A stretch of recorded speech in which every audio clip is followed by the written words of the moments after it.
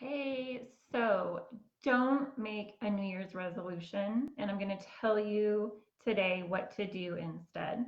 So, I'm Bree. I'm the registered nurse and certified health coach of hippydippymom.com. I'm here to help you improve your mood and your memory so you can up level your mom skills.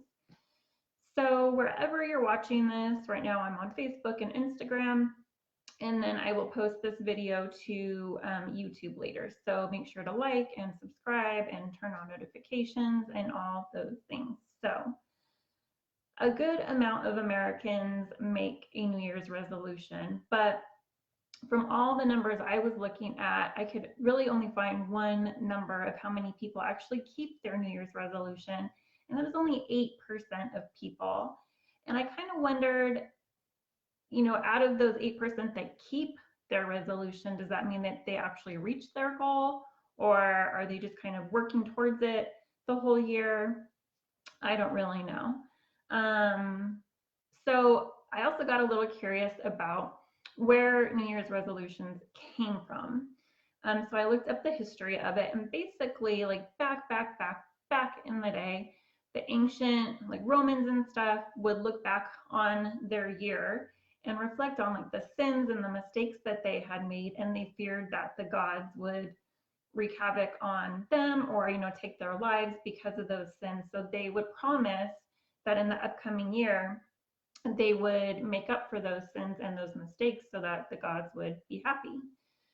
So we nowadays just make resolutions that are all about ourselves.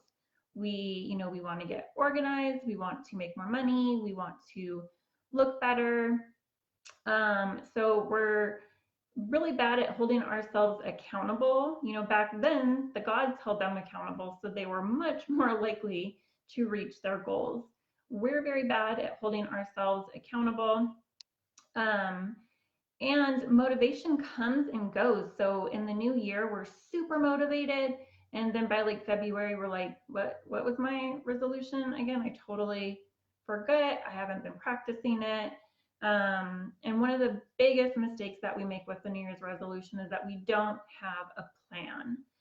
So I also looked up the top resolutions, and I'm sure you can guess the number one, losing weight, which I will not go into my rant about why weight loss should never, ever, ever, ever be your number one goal.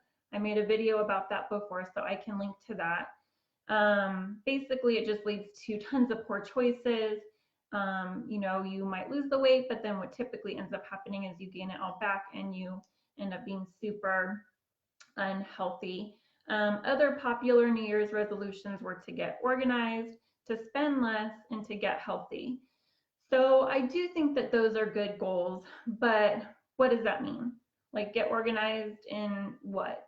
What exactly do you want to get healthy or to make healthier about yourself? So where do we start with what we want to do in the new year? So think about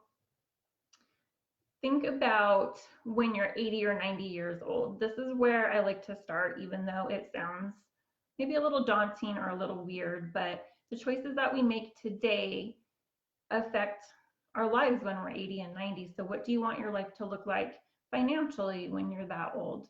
Do you want to be independent? How do you want to be financially, physically, mentally?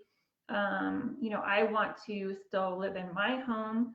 I still want to be totally independent. I don't want to be on medication, like all those kinds of things. So just think about where you want to be when you're 80 or 90 now. Chunk it way back to what you're going to do in 2019 to help you reach that goal way down the road. And then you develop a plan. So let's say in 2019 you want to maybe kind of correct maybe a medical condition that you have, work with your provider to fix it a little bit, maybe even get off your medication. What can you do each and every day to reach that goal? So again, you're going to start out by the end of 2019, I want to do blank. I want to accomplish blank.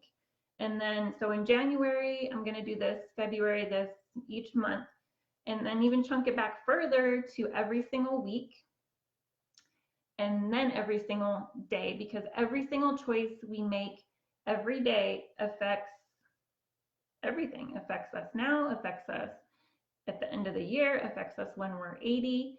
So have a plan. You also really need to have a plan, and I think that this is where most people fail in making a plan, is think about those moments when you're not motivated, or when you're having a bad day and you're unhappy, you're stressed out, or a challenge or a barrier to your goal kind of pops up. You have to have at least kind of a thought in place about, what am I going to do if, what am I going to do if I'm stressed out and I know that I'm a stress eater, and then have that plan in place, and write it down. Write your whole plan down, every step, what you're going to do by the end of 19, what you're going to do every month to get there, every week to get to that month goal, every day to get to that week goal. Write it down. There was a statistic I found that showed that we're 80% more likely to reach our goals when we write them down. And then tell people about it. So whether you're posting about it on social media, or you tell, a friend or a family member over the phone, but make sure, if you're telling one person or many, make sure there's at least one person who will help to hold you accountable. We all have those friends that say, yeah, I'll totally help you reach that goal. And like, let's say your goal is to reduce your sugar intake, and you tell your friend, yeah, I'll do that too. And then you go out to dinner and you're like, let's get dessert. Okay, if you want dessert, I'll get dessert. You know what I mean? We all have those friends that will kind of cave in with us. So not the best person to hold you accountable. I like making a vision board. So I'm at my desk in my office right now, and right on the other wall that I can see all the time when I'm in here, I have a vision board. And I do change it from time to time. I add to it, I take things away. So I have things related to business, related to my fitness and health, and then also things related to like travel and fun things that I want to do. So I'm constantly seeing that. And even when I'm not here, I'm thinking about those things because I see them so often. So don't just create a vision board, like have it out so that you can see it at least a couple of times a week. Don't think of this as temporary.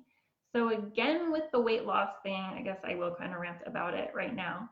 We view that as temporary because we put a number on it, like I want to lose 10 pounds.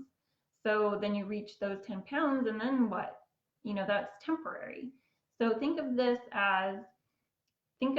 January, February, each month as like stepping stones just to reach that goal when you're 80 and 90 years old. Health and wellness is a lifelong journey. It is not something you're going to accomplish, in a year, because we can always kind of revert and go back to our unhealthy choices. So go all in. No half-assing your goal, whatever it is, okay? Excuse me. So you will feel so much pride in yourself and accomplishment with each and every little tiny goal that you're achieving, which is also a big part of setting those like daily and weekly goals, because if we make one big goal for all of 2019 and we don't reach it really fast, I mean, that's a really super fast way to lose motivation and just not reach it. So each tiny little goal that we're reaching gives us more motivation to get to the next goal, to get to the next goal, on and on and on and on. And then by the end of 2019, you're going to reflect back on now and be like, whoa, I did it. And it wasn't that hard because I chunked it down. I wrote it down. I had a plan, even for the bad days and the barriers that are going to come up. So don't set a resolution, set a goal, plan to reach that goal. I mean, chunk it down to each and every day what you're going to do. Find someone to help hold you accountable. Plan for the not so easy moments as well. And make sure that you think of this as part of your new lifestyle, not something that is temporary. So that is my info for today on what to do instead of making that resolution. I would love to know what your goal is for 2019. If you'd like to share, put it in the comments or message me. And if you need help, of course, that's what I'm here for. I also have my Healthy Living Planner, which is perfect. There are sections for the month, blank month calendar. So you can write down your daily goals. I have sheets that help you chunk down your big goals into smaller goals with trackers, tracking sheets, so you can keep track of certain things. There's motivation, there's lots of resources, so I can link to that as well. And if you really just need more guidance in, you know, setting a goal and setting the smaller goals to reach the bigger goals and having support to work through everything you need to work through to reach those goals, that's what I'm here for. So I will link to my scheduler. You can schedule a free 60-minute call with me to talk about that. And that's it for today. So I hope you are ready for Christmas and really think about what your goal for 2019 is going to be. That's it for today. Take care, friend.